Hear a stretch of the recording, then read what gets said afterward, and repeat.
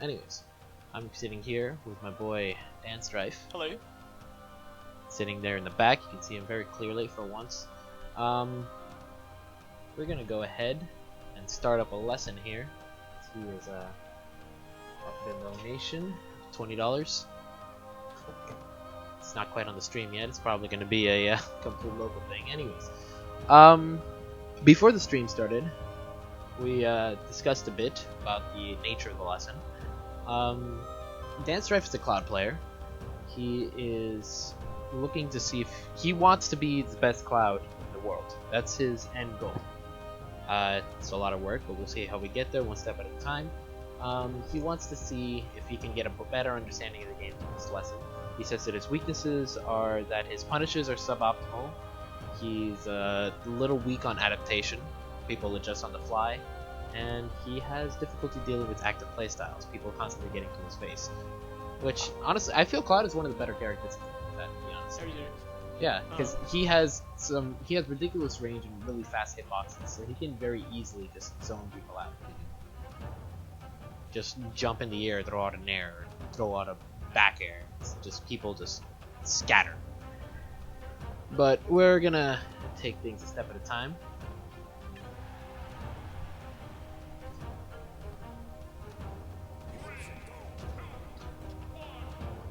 Okay, so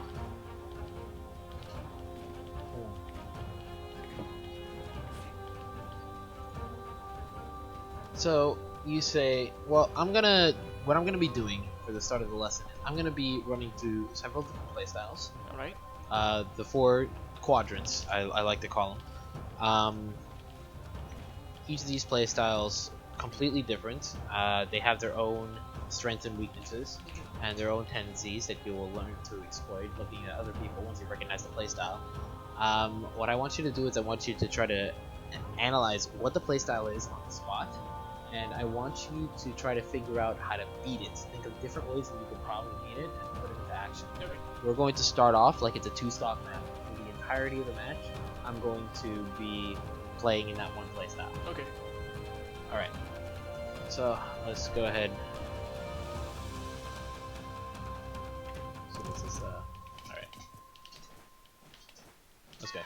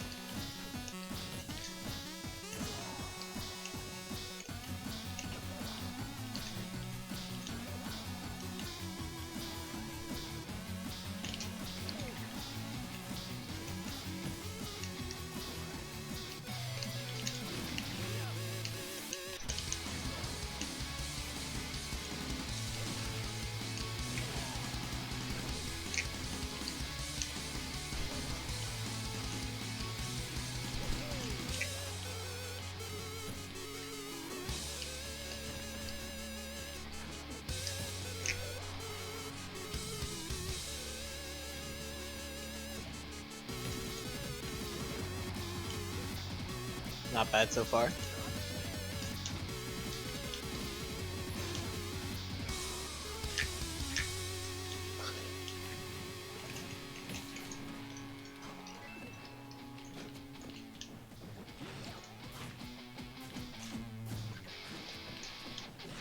I see so far you're adjusting pretty well to the fireball spam. You pretty much don't give a crap about that. You're getting pretty limited as a result. Cloud has that benefit when fighting characters that constantly decide to zone.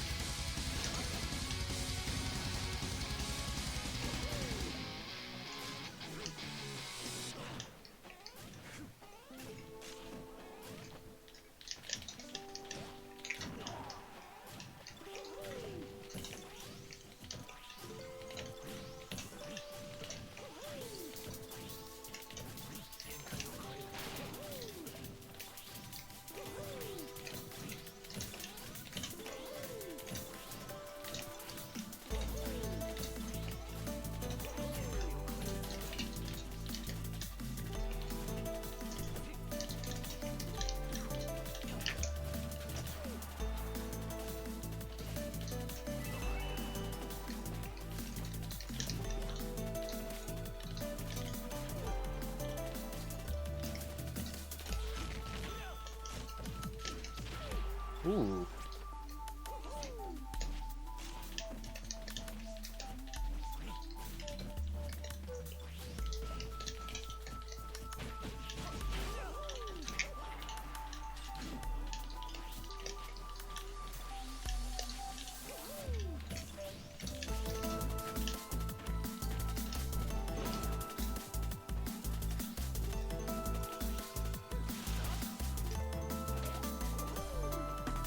Okay, so you didn't do too bad. Alright. One thing that I'm noticing is when I am keeping my distance and throwing fireballs, you play against that pretty well. You just stay still, charge limit. But once you have your limit charged, then you have to push forward, and that's where you usually have a couple problems. You do mitigate the zoning game for the moment by saying, okay, I don't have to approach, I can just get my limit. But once you get your limit, you think, okay, now I have to approach. You don't entirely have to approach, and when you do, you can approach safely. There's a couple of tools that you can use to do that. First off, one thing that you could very well do is notice the fact that your projectile with limit goes through all other projectiles. So what you can do is, if you know that I'm going to throw a projectile, you can time it so that it catches me during the ending lag of me throwing the projectile. Yes, and just shoot right through. That's one thing you can do. Besides that, there are times where you're going to be forced to approach. For example, let's say I'm a stock ahead of you, and there's 3 minutes on the clock. 3 minutes on the clock, you stock ahead of me. Alright. If I just stay running away the whole game, eventually it's going to time out, and since I have a huge advantage, I'm probably going to win unless you're able to close the distance and pressure me down. Cloud has a lot of movement speed, which allows him to do this, but it's trying to punish those small little windows that you have that really allows this to shine. This playstyle that I'm playing, the runaway camp, throw away people who try to approach and run away again, I call this passive defense. Passive defense. Alright. Essentially, I want as little to do with you as possible. As Shulk, I exhibit this by like turning on jump and jump art and just like air dodging and running away like that, and just trying to zone you away whenever you get close and try and survive as long as possible like that. Projectile characters can just throw out their projectiles all day long and force you to run through it. There are a couple ways that you can run through them. You were doing it somewhat, like running Perfect Shield. That's a really good tool that you could use. But it's not just so much that, but there are other things that you can do as well. Like, or you could get better at doing that. Like when you run in a Perfect Shield, you need to be able to drop shield and be able to do it again in order to just break through projectile walls. Alright. Like, you could break through a Toon Link's entire arsenal if you, like, block the boomerang, then block the arrow behind it, then dash attack before it can pull out a bomb, or block the bomb, or jump and air dodge to catch the bomb, like different things like that. Or in Mario's case, the fireballs are perfectly spaced so that you can run through them and perfect shield and take a 1 like that. And that will give you an opportunity to punish. However, you cannot miss that opportunity once it comes to you. Like, there was a time there that I ran in, that you ran in, blocked, and then like you stayed too long holding block and then drop your shield. And if you drop your shield, that's 7 frames of lag that you wouldn't have had otherwise. You could use an out of shield punish, like a grab, or an up B, or an up smash. Alright. Up smash is a little slow, but sometimes it'll work if you think the person's going to jump away. That's it. Alright. You need to be able to think of that in the moment and be able to pull it out. Besides that, if you're able to get within a space that's your range and not mine, you can stay in that space and just kind of like pressure me down. Since I have to resort to other options in order to block you out, you might be able to outspace me and just focus in. Or just rush me down and pressure, because once you get the advantage, if you're able to keep the advantage, then there's not much I can do in that situation. So let's try it one more time. I want your goals to be to take as little damage as humanly possible while approaching me and pressuring me and keeping that advantage. Yes. Alright. Like, you can get your limit. That's perfectly fine. I'm gonna keep throwing fireballs. You're gonna get your limit. But once you have your limit, you have to know when to throw your limits and when to approach safely and when to exploit it. There were a couple times that I was like throwing fireballs and landing, and now that I'm landing, I have no choice but to land. Like, I don't have another jump. So in those situations where you can see I'm about to land, you can run up and limit side B and there's nothing I can do about it. Alright. Or if you think, if you're absolutely sure you're going to be able to land it, you can run up and down Down B, yeah. and I die. Alright, let's give it a shot. Alright.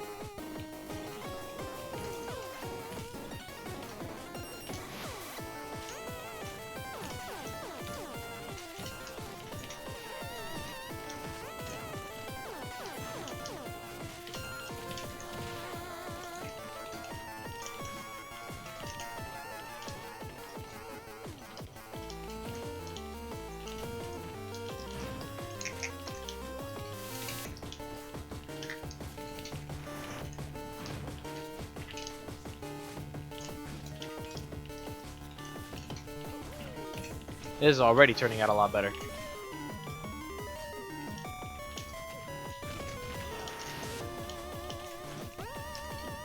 Considering that I'm playing very safe, you don't want to go for risky moves. Alright. Like things that might not work. You want to go for the guaranteed punishes.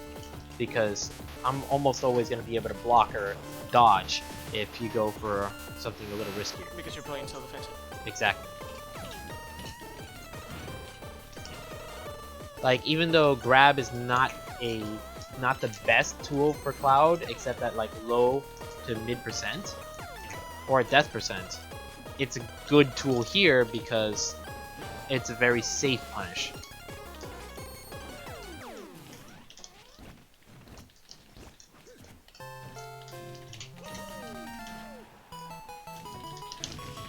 Also, almost everything that I do, my goal is to relieve pressure. Alright. So if you can guess what my options are to relieve pressure, then my options are limited and you can punish me there. Okay. Because that's you having the advantage. That's good. That's very good.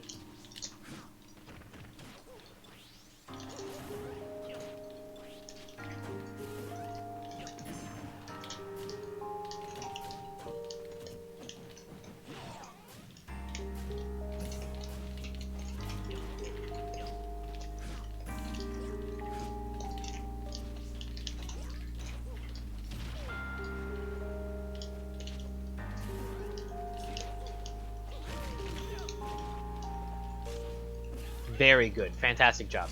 Alright. So you learn fast. Thank you. Okay, now there are other things that I could have done. Like normally people aren't going to stick to one playstyle. So even though I would pick options that would relieve pressure if I'm trying to stay in that playstyle. Let's say I were to get a grab, like you approach me and I get a grab. Usually what I did was I back through you and I ran to the other side. That's if I'm scared for my life. I would down throw and up tilt, yeah, or up throw. That would be I am now in advantage, so I'll switch to a different playstyle. Okay, now let's move on to the next playstyle. Alright. Okay, so I'm not gonna tell you what it is. I'm just gonna go for it. Perfect.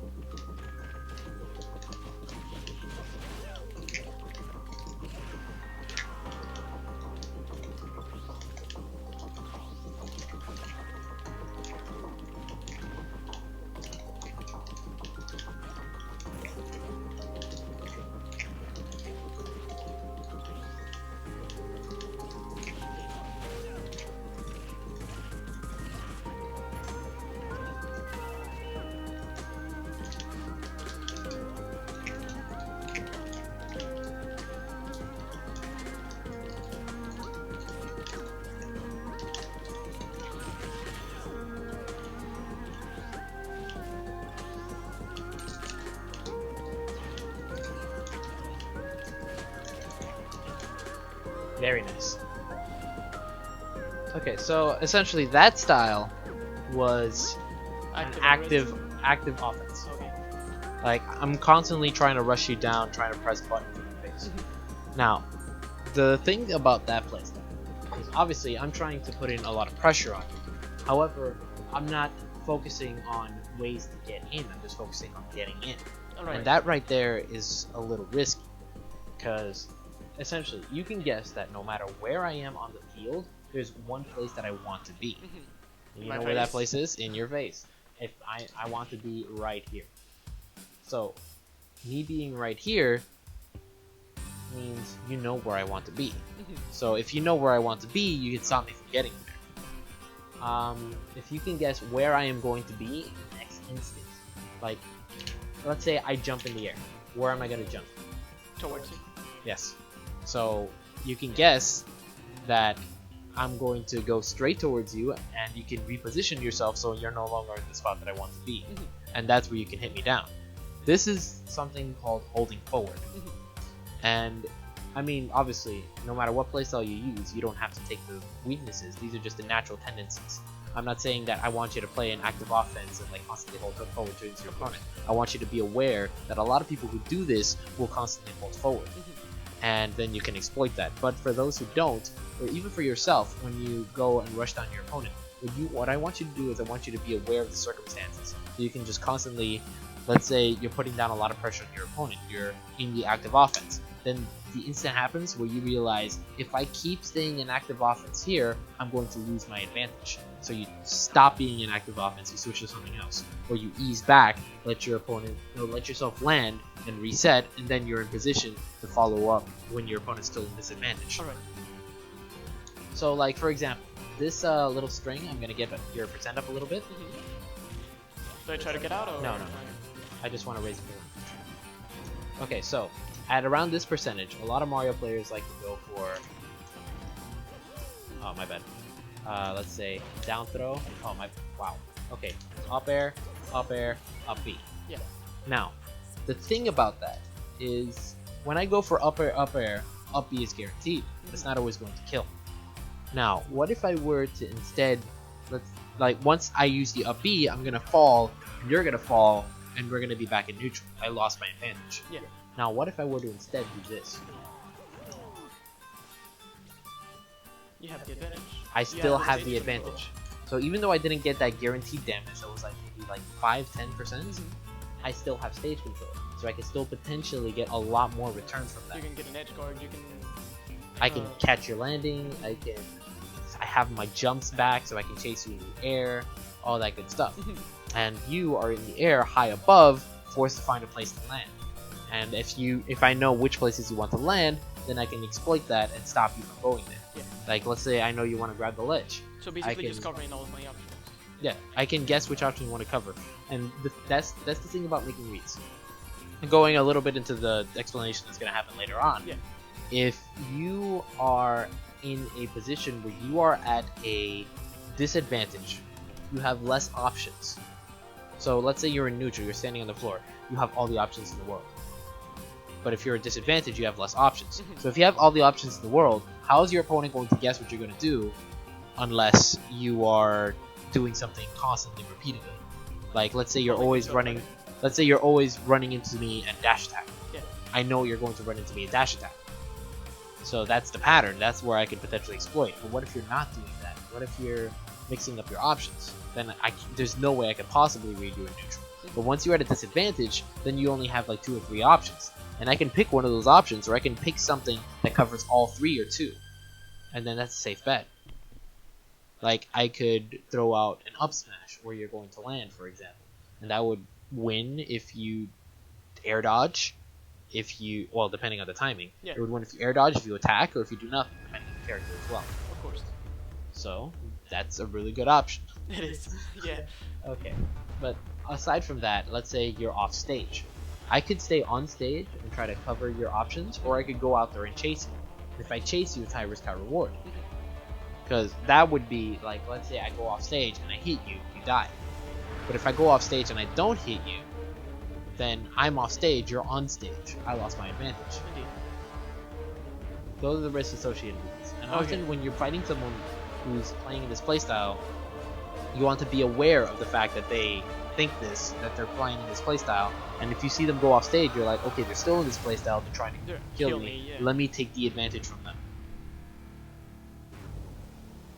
And of course, if you're in neutral and doing this, okay, they're holding forward, they want to be on me because they want to hit me repeatedly. Let me not put myself in the position they want me to be, and let me punish them for holding forward. Or let's say you hit someone off the ground and they immediately want to get back in the fray. You're like, okay, they want to immediately go forward into me, let me reposition myself and like throw out a forward smash or side B or whatever.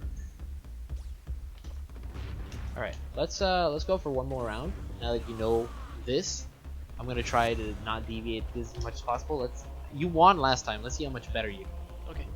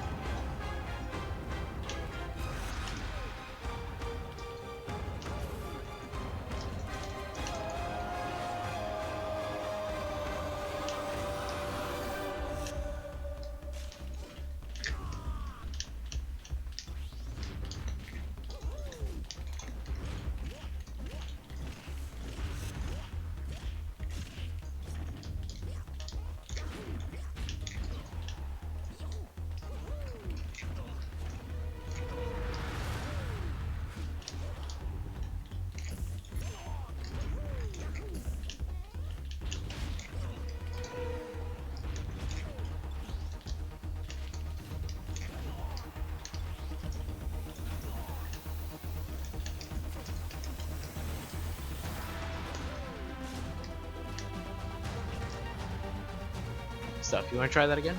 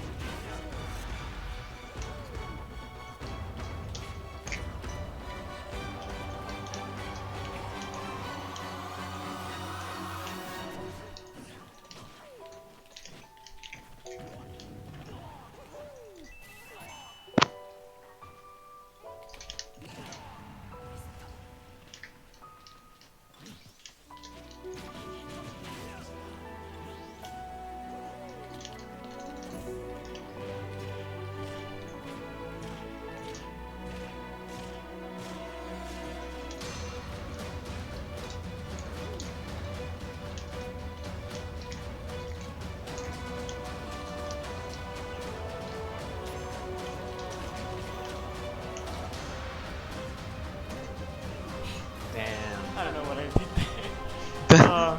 I mean, I'm seeing some stuff. It's a little difficult for me to try to force myself to play in such a bad way. Because, like, I'm seeing things like, okay, this is a very obvious punish for holding forward. Wait a second, I'm supposed to be holding forward for this exercise. So there were a couple good things that you pulled off, like trying to expect this, but I feel like you pulled it out a little too early. Because you realize, no, you didn't account for the fact that I could have gone back. It's once I passed the point of no return that you really want to go for it. Okay. Let's try it one more time. Let's go then. Remember, your goal is to take as little damage as possible and to escape when you're put in a disadvantage. Because, like, if you're fighting someone who's constantly adjusting, then yes, you do need to think about different things. But think of it like a game of rock, paper, scissors. If I'm always picking rock, you have no reason to ever pick scissors. You should always pick paper.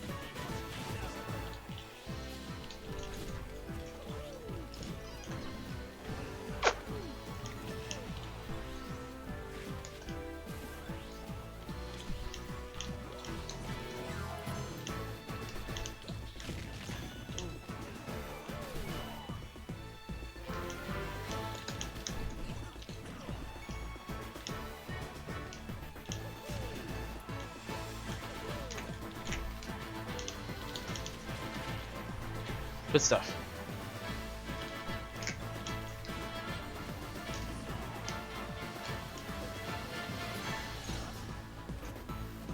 That was supposed to be Flood, but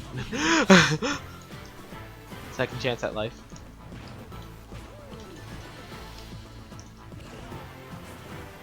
That's the first stock, right? Yeah. Okay.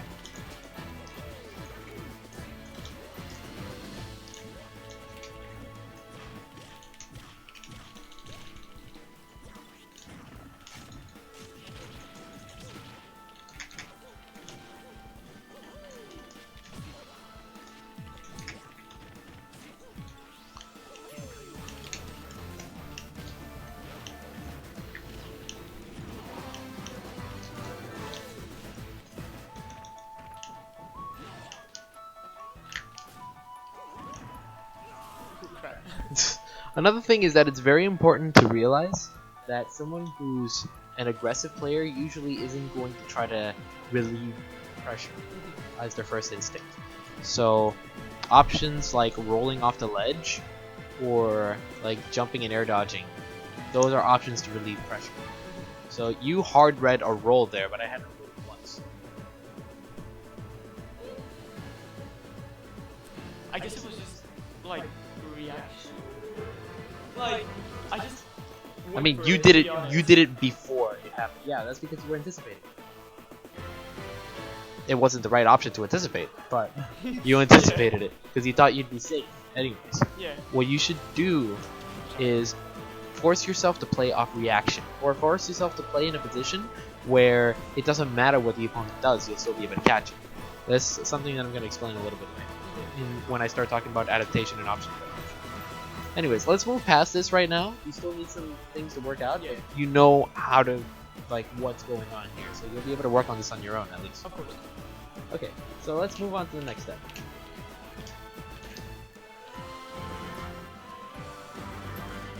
Alright. Okay, let's go.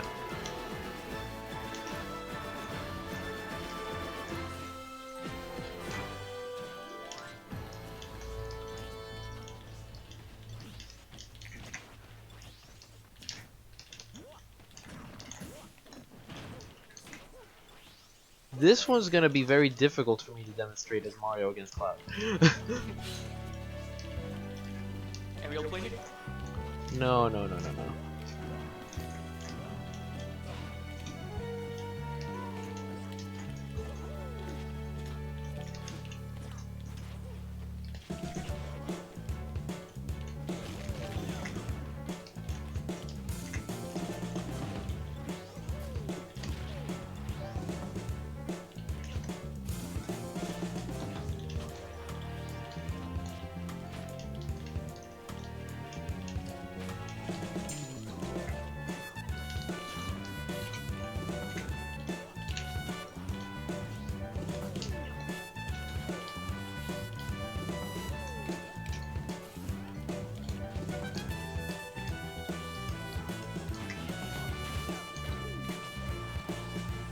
Okay. Let's stop this for now because I'm realizing this isn't working. Okay. Essentially, what I'm trying to demonstrate here is what's called a passive offense, where I would try to stay in my range, like my optimal range, to like kind of bat you out of your butt. All right. Actually, I have a better idea. Let's try it one more time. Okay.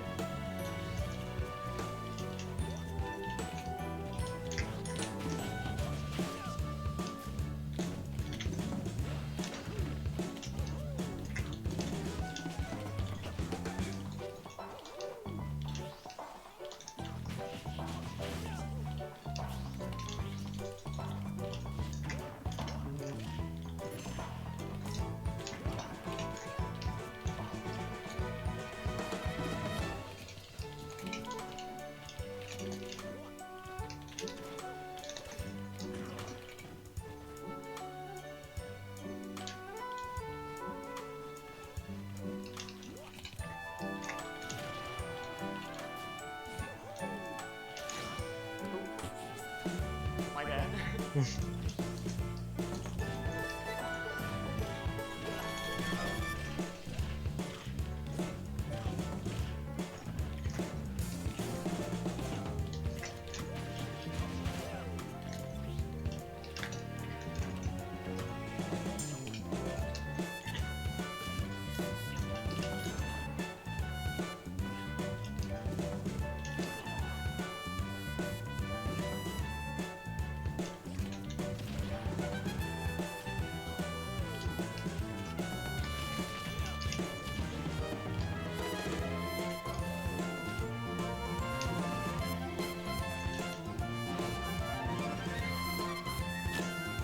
Okay, let's try this one more time because I was a little shifty on that one before I explain what the inner workings of this one.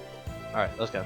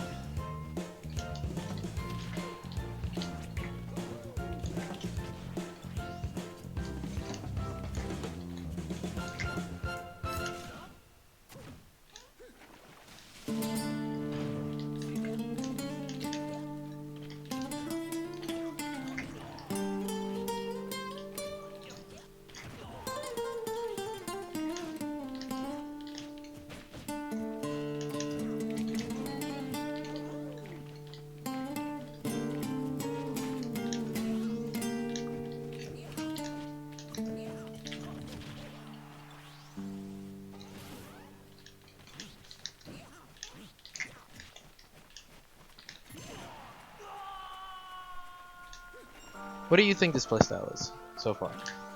So far,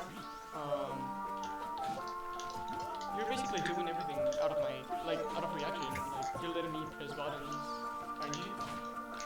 I mean, that's somewhat it. I'm trying to stuff your buttons with my buttons. The reason it wasn't working at first was because I wasn't waiting for your buttons. Like, I want to try to goad you into approaching and trying to reach out and hit me with a button and then just beat you out of it. Like, I will react to you jumping in the air and then catch your landing. Oh my god. And then catch your landing with like a back air. Okay. Or an up smash. Essentially, the idea behind this playstyle is, you know, Diddy Kong players? Yeah. That just stay back and just fare all day. That's what's going on here. Or Sheik players that wait for you to make an approach and then just come in and fare. Or Nest players or Cloud players that do the same thing with Nair or back air. Or anyone with a sword. Marth trying to zone people. That's this playstyle. Alright.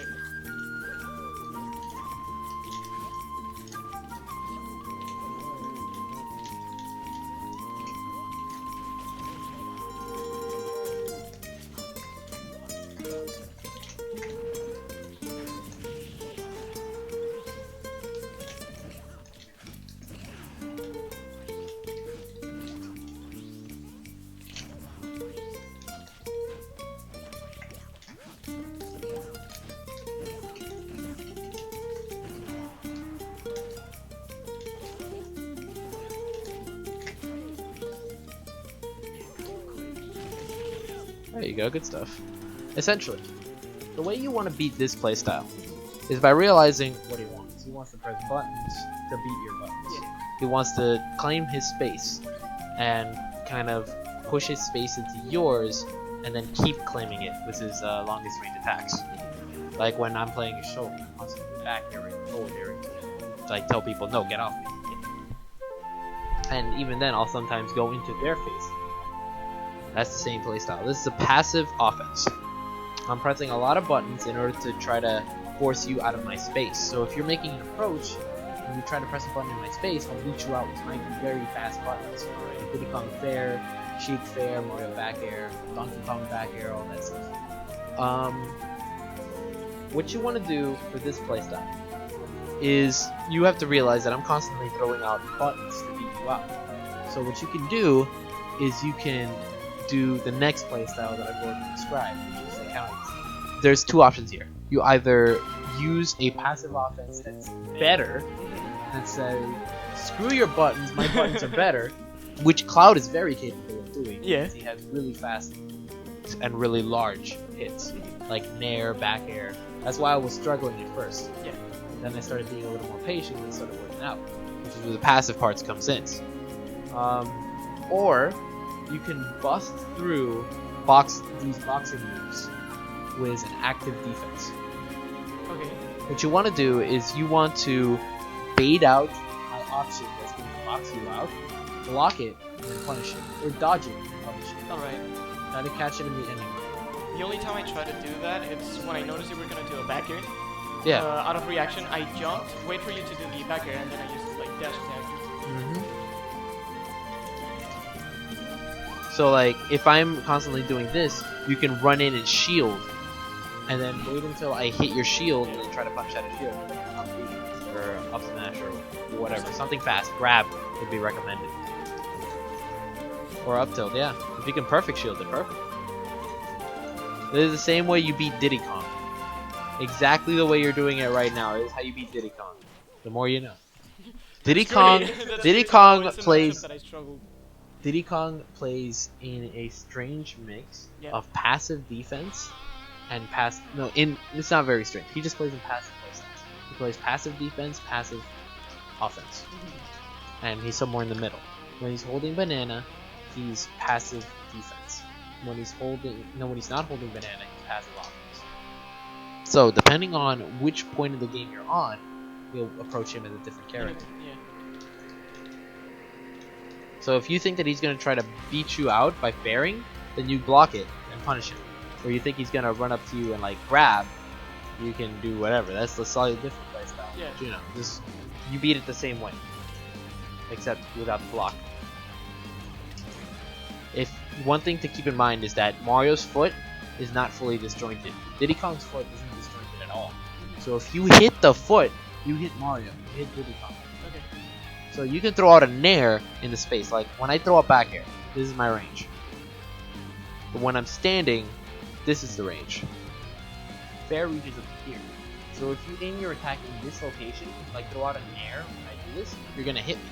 Alright. I went too far. Try reverse nair. Okay.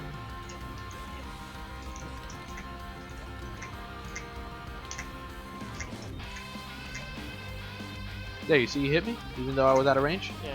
I would go for a back air in this situation.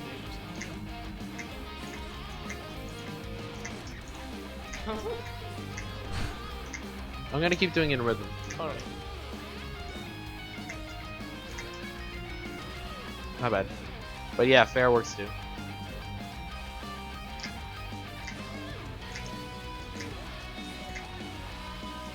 Essentially, most of what I want to do, oftentimes I'll be throwing out these attacks outside of your range. Yeah. So that if you run into me, you'll get hit. If you don't run into me, you don't get hit. This is a great punish for holding forward, even though it's a little weak. Another aspect of this is like, I might say, oh, you want to be on me? So I'm going to run away and throw out a forward smash in that spot where I was. So this passive offense is a good cover for active offense. Okay. You can bat people away who are trying to rush you down. Then when you mix it up with active defense, things become a little bit different. But that's something you could do when I'm like doing this. You can just run into shield. Yeah. Anyways, let's move on for now. We actually used up most of our time. Oh crap. This is something a lot to. All right, let's go.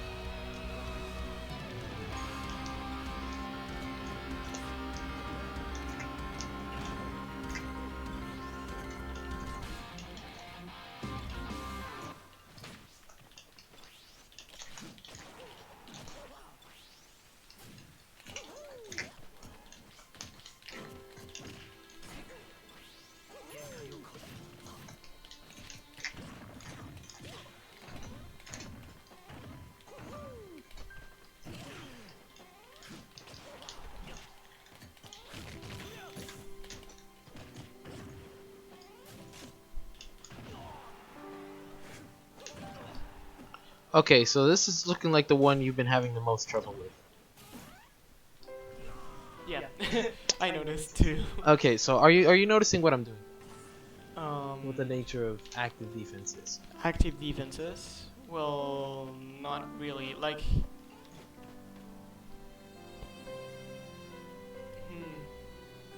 I'll give you a hint. I'm not anticipating anything that you're doing. I'm reacting. I am Alright. solely reacting. I'm going up to you, presenting you as an option, and then reacting.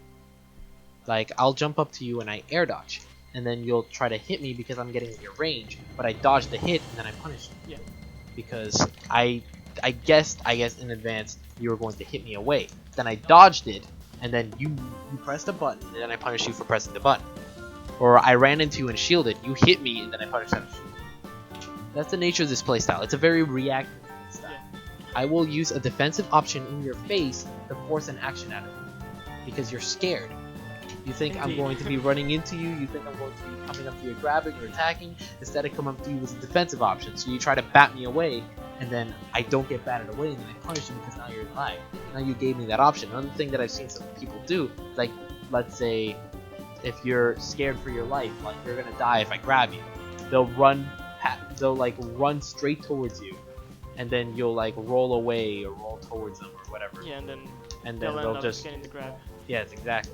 Or they run past you, and then they like throw out an attack.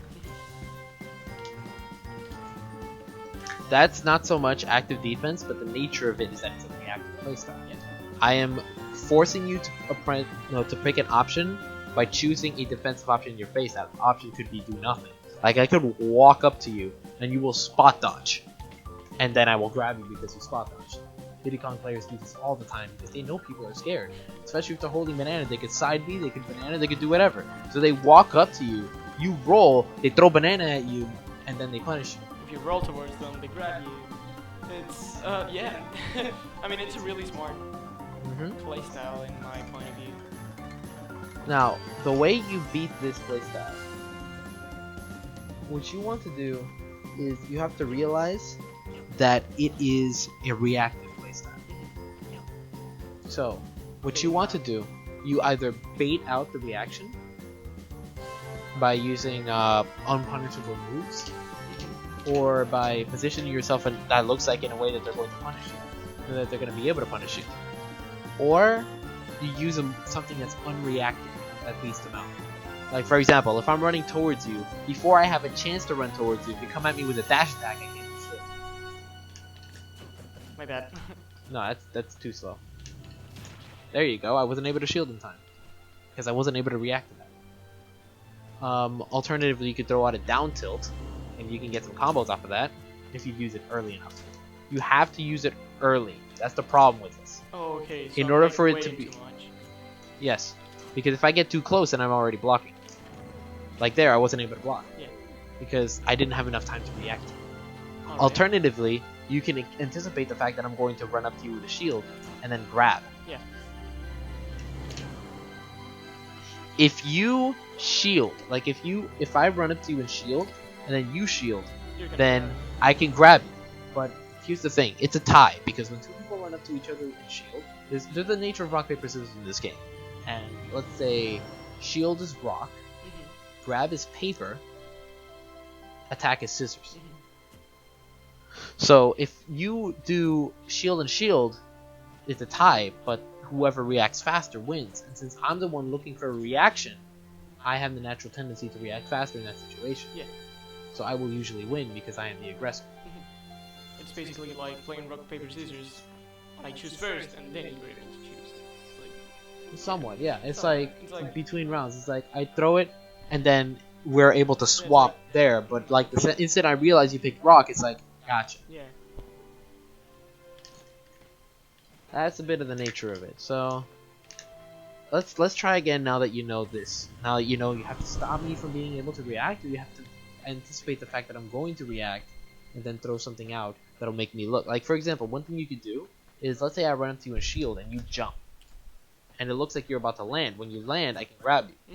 But what if you double jump right before I'm able to grab you, and I anticipate the fact, hey, you're gonna land right now. I throw out the grab, I drop shield, and then you get to punish. Yeah. That kind of thought. All right, let's go for it. I have it. Okay, there it goes again.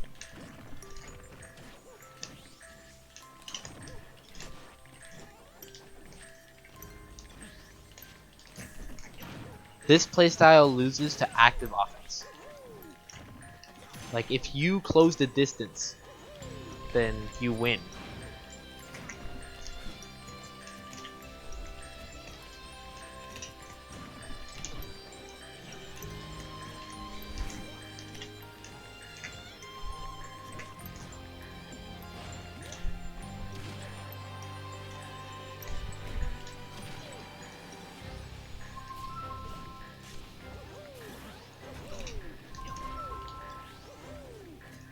Hold on a second. Yep.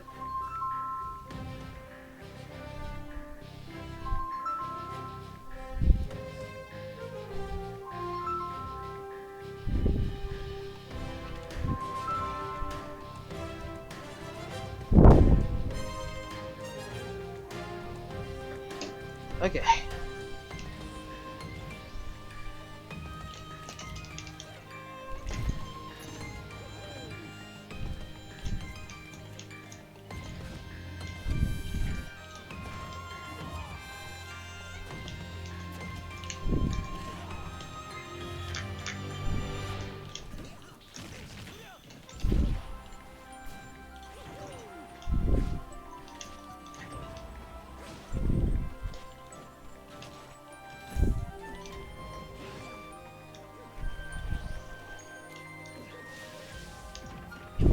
I'm surprised it didn't work, but okay. I'm surprised it didn't work too. Trying to go for the footstool? Yeah.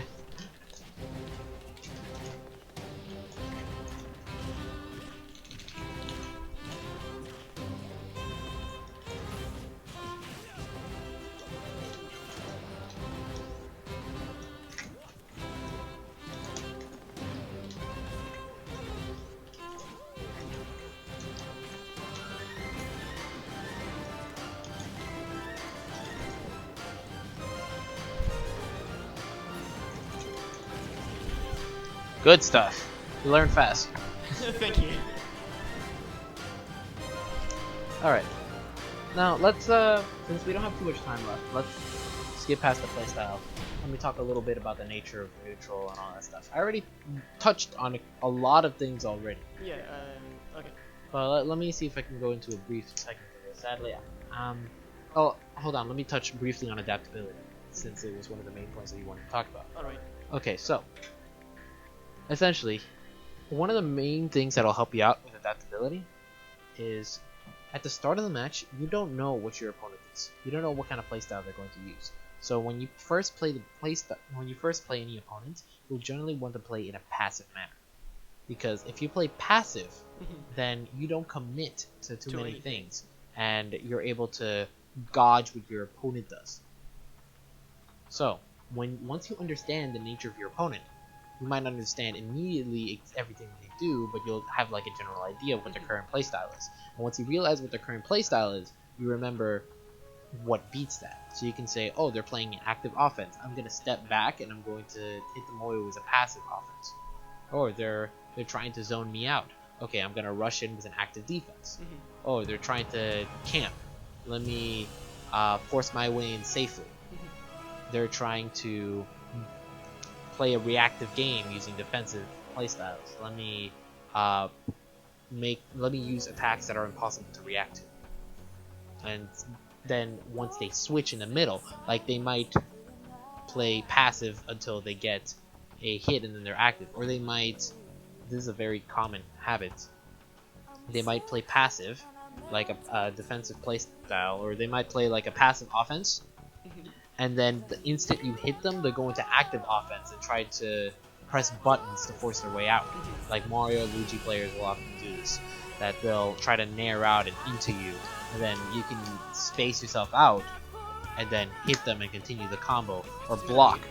Yes, or they can block and just stop you from getting them and punish the active offense. That's what you can do. So just depending on the position that they're put in, you have different ways to adjust yourself, different ways to beat out those playstyles. Now, very brief touch on neutral advantage defense. We only have like 7 minutes. Alright. Okay, so in neutral, the game is always separated into 3 phases: neutral, advantage, disadvantage. And when it's an advantage for you, it's a disadvantage for your opponent. Alright. Now, when we are both neutral, the definition of it is dependent on how much control you have and how many options you have. So let's say we're both standing in this position. We have equal room in the stage. We can both move backwards around the same amount. We can move forward around the same amount. We have like this much room in the stage. So this is considered neutral. We are both on the ground. We have access to all of our options. Alright. So it's impossible to guess what we're going to do in neutral unless someone does the same thing repeatedly.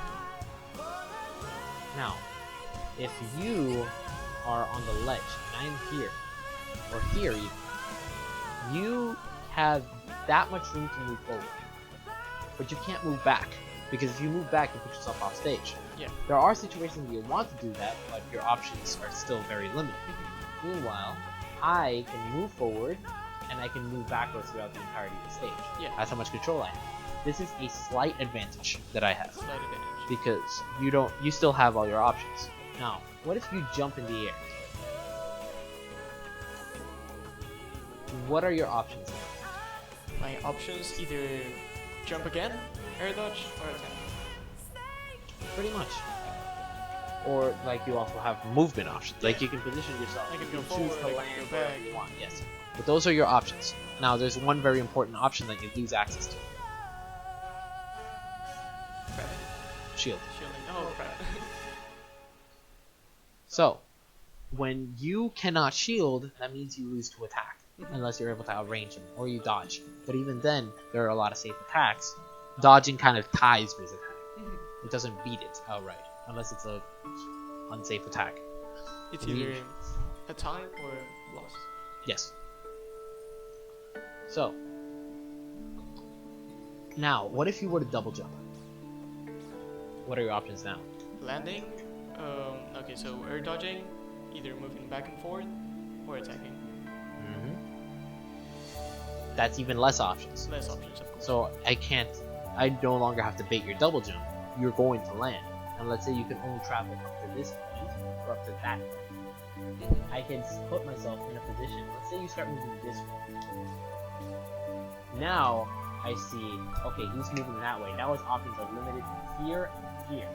So if I position myself here, I can safely cover everything you're going to do. And I can just run to catch you with an up smash in that position. If you air dodge, you get hit. If you attack and don't outrange me, you get hit. Mario's up smash outranges almost everyone. True.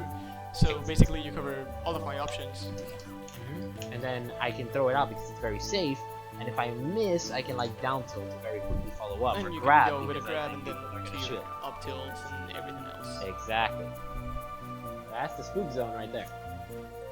Now, what if you are thrown off stage? Hold on. Keep your double jump now. What are your options now? Up beam. Well, recovering. Using my recovery. Jumping or air dodging once more. Yeah, but specifically, there's What I something- want to do, I want to get back on the stage. Yes, that's your end goal. Now, in order to do that, you have these certain options. Now, you do have these options, which are double jump, air dodge, attack, up B, or that counts as an attack, I suppose, but it's, I guess, yeah. it's a specific kind of attack. Now, those options are presented to you, but the end goal is certain things, like you want to grab the ledge, you want to get on stage, and that's the path that will decide your fate. Like, let's say you were to double jump on stage right now. Now what are your options?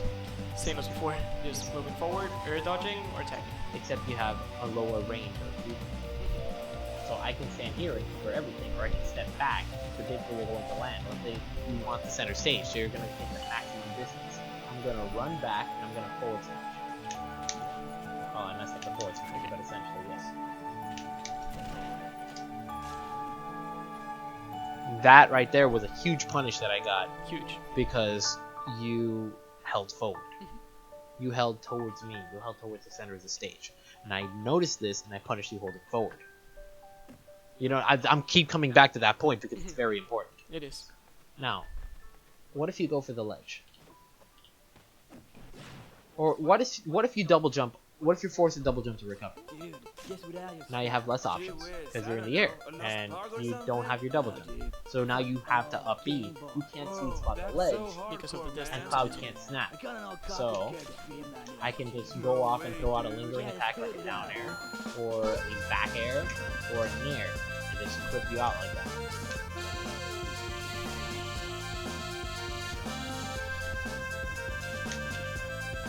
And depending on where that sends you or what attack I use, or I could even like fair and potentially catch you with that. Or I could stay on stage and like throw out an attack like a forward smash if I'm able to space myself right. Or I can flood your recovery. Like, there's That's so it. many deadly options I have. Now, if you grab the ledge, though, now you have. If you grab the ledge, you have 6 options. Well, roughly 6. Okay, so it's jumping, rolling, standing up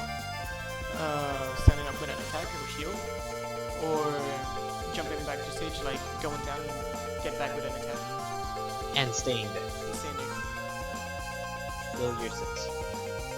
Now, if you were to stay there, you lose invincibility eventually, but people might get overzealous and try to punish it, and then you have an opportunity to get up. So essentially, this is your reactive playstyle. There are some unreactable things you can do, like throw out a trump. But if I'm spaced from the ledge, I can't threaten with a trump that quickly because you'll be able to react. So I'm standing right next to the ledge, and I can threaten with a trump immediately. But essentially, if I stand here in this position, I can cover everything you can do. Like, try rolling.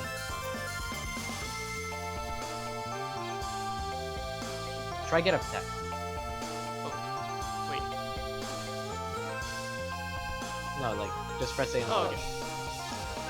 I'm out of range. I was out of range. Alright. Oh, I'm sorry. My dad's calling me. Wait a second. Sorry about that.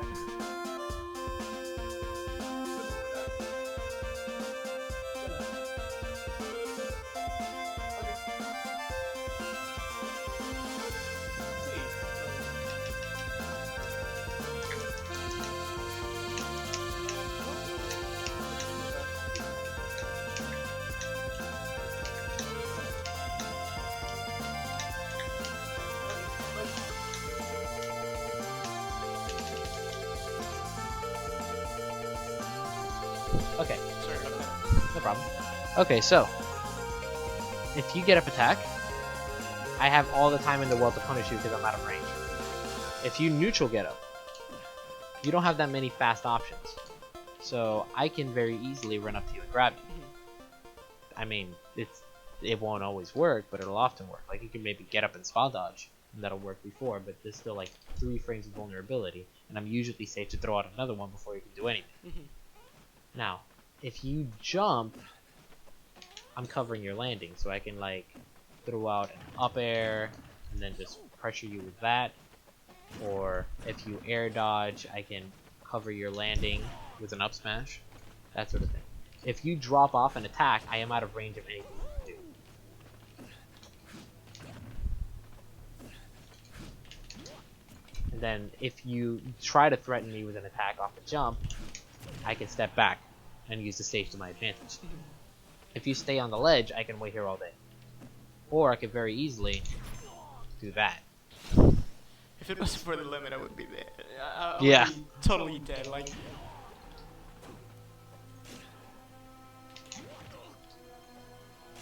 Super dead. yeah. So this is a very, very dangerous position to hold. So if you get someone on the ledge, you can hold that position. So if I roll, Oh. now here's the thing: you have to be able to. You cannot anticipate for this. You Alright. have to react. React.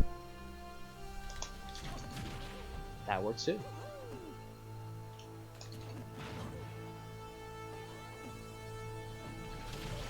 That's the easiest to react to.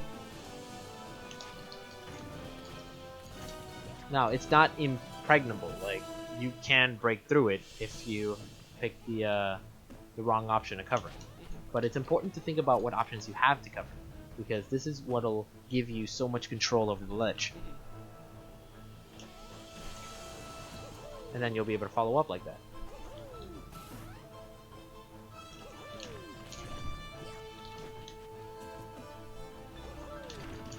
Keep in mind that if I'm coming straight towards you and I want to hit you, yeah. I am holding forward. That's facing me. There you go. Now what if I do this? There are other characters that have other options that you gotta watch out for.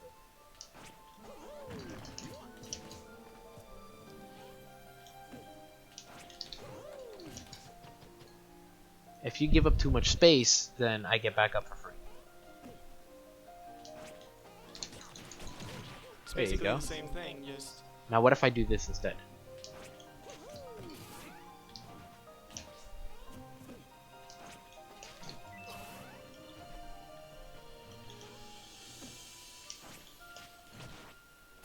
There you go. But timing, but yeah, I Now here's the thing, from that position I'm very safe in which options I pick, because I can very easily air dodge and then back air before I land. So if you catch me before I'm able to do that, then you're good. But if you're slow, I up B and my up B is frame 1 invincible. alright. So basically just quick moves that would be able But to at the get same time, what the heck? I have no idea who that is.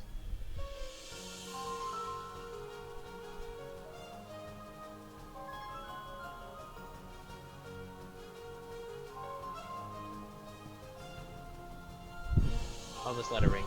Alright. Because I mean if I have my limit then Yes, Side B. you could potentially do that, and that'll catch it. Now, another thing you could do is keep in mind that if I up B, I'm in huge danger.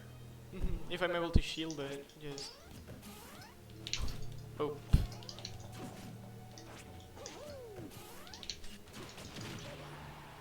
Then you get a free punish. So there's some other things you gotta worry about. And like in the case of Shulk, I can drop off the ledge and go under the entire stage. Not every character can do that, but you gotta be aware of that. But yeah, it's very important to know which options you have to cover which things. Like, if I stay hanging on the ledge, you can dash that. And you can kill people like that. Or you can throw out limit neutral B. Yeah, because it catches you over the ledge. I've done that before. Mm-hmm. If you DI down, I think you hit the ledge. I'm still not sure though. Like, Yeah, when you get hit. No, No. like you get stage spike. Not entirely sure, but that's if No, you not from DI ledge, down not or from something ledge. like that. because it sends me out, it doesn't send me in. There There's are knowledge times which that'll... can do that. Yes, there is. And I'll teach you how to do that right now. Alright. Okay, so, what you want to do is you want to charge up your thing. Hold on, let me demonstrate it first. This is for people... No, this is for when you want to catch a 2-frame with this. Then you do that. Okay, so be reversing Mm-hmm. the blade beam. You reverse the blade beam under the ledge. Alright. So, if I try to recover...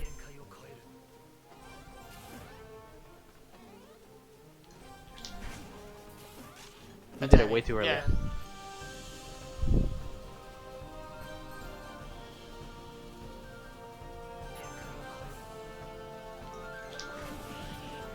There you go. That's a great option. It's an amazing good. option.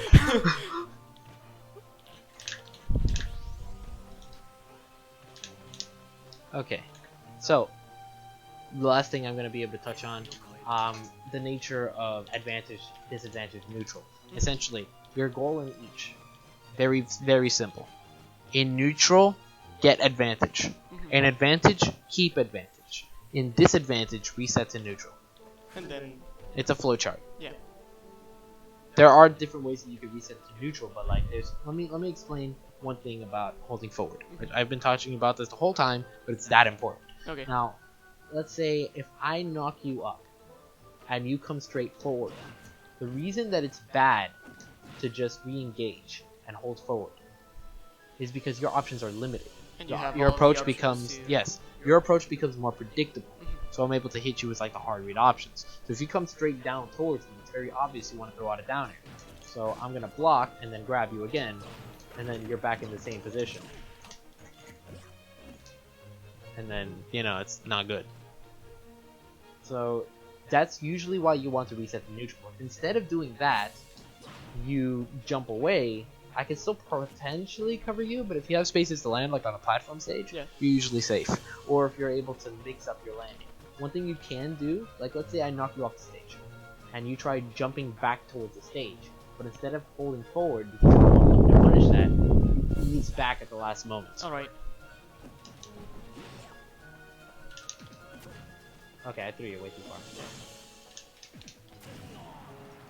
Didn't ease back far enough. No, not far enough, but... Okay.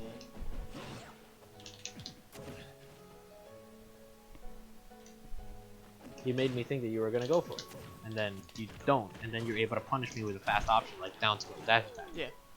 Or throw out a neutral B, or Or something like that. Yeah, something similar, fast, and that's gonna be able to punish, I guess. That's resetting to neutral. Mm-hmm. The instant that I am no longer in advantage, we're back in neutral. And in neutral, you play this game, the adaptation game. Because usually when your opponent is advantaged, they're going to be playing in active offense, because that's what gives them the most reward. And at the same time, they might switch to active defense to try to bait out something that you want to use. Like they might react. No, they might play a reactive playstyle to be like, okay, I've gotten the most I can get without losing advantage, but I want to keep advantage, so I'm going to play a reactive playstyle, block your attack that you want to try to disengage, and then with that, just go in and start it again. Now I'm back in active offense, and then going back through, reacting the whiffed up air, back in defense, waiting for you to pick an option, and then back in neutral. You managed to escape. Then I might go active offense. Now I'm active offense. Before I was passive. Now you're playing a reactive playstyle.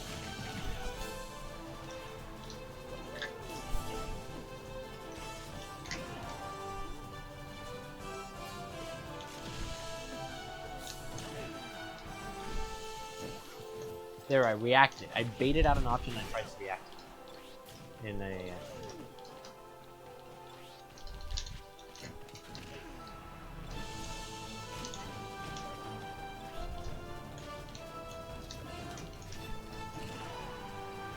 Alright.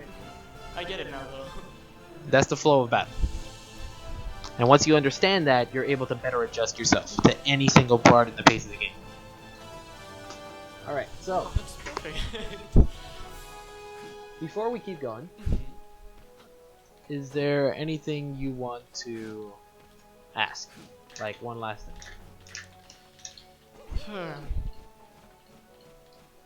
Not really. Like, you covered everything, basically. And I've been able to understand it while you're explaining it, so not really any question. Alright. Well, everything else you'll be able to work on your own. I have these notes that I'm going to write out. I'm going to rewatch the lesson and try to give some more detail, send you the notes through through Twitter later on, and you'll be able to work through that. That's awesome. Alright. Well, thank you very much. No problem, man. It's a pleasure.